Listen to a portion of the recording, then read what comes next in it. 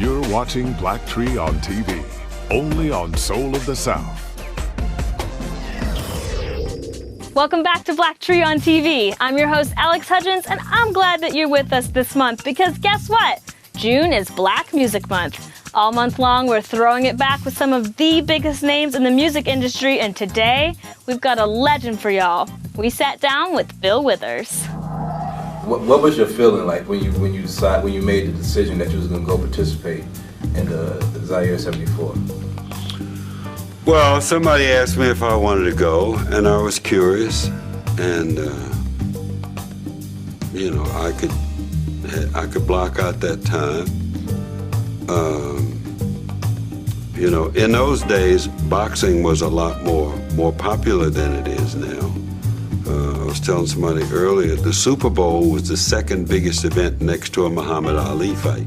Because Ali had this charisma and this thing, and I had met him actually when he was, just as he was coming back, I was checking his hotel in Chicago, and this guy said, you know, Ali's in town. So I said, well, I tell him I'm upstairs. I had never met him, and I was new in this business.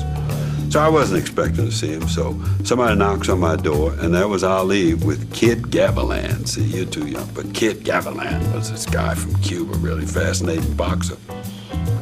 So, and he was fun and stuff, you know. So I thought, like, well, this will be interesting. Go over here and check out the fight and see this new place. So I wasn't burdened by that perception of Africa, because I had lived with that perception of us here. Right.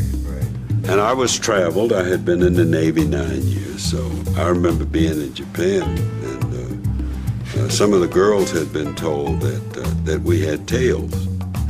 So I made this visual in my mind, and we had been told that they had horizontal hoo-hoos. You heard that myth? I haven't heard that one. Oh man, you don't know all the good stuff, man. This is good stuff, you know. Well, use your imagination. Right. And so I pictured this brother and this girl circling each other. Her looking for his tail, and him trying to see if hers was horizontal instead of vertical, you know. So I had lived with those myths all my life. So I expected myths, you know. You know, it's like now I expected myths. Right. I'm 70 years old, so when some guy 20 years old walks up to me and says, hey, dude, he's making assumptions, you see? Yeah. So I have to accommodate him. So the way you survive myths towards you is you have to be bigger than the myths, and you have to make allowances for somebody else's ignorance and not let that consume you and fill you full of this anger that's self-destructive. And so instead of doing things in spite of, you don't do things because of, and that's self-defeating, you know. And so, no, I wasn't burdened with that perception.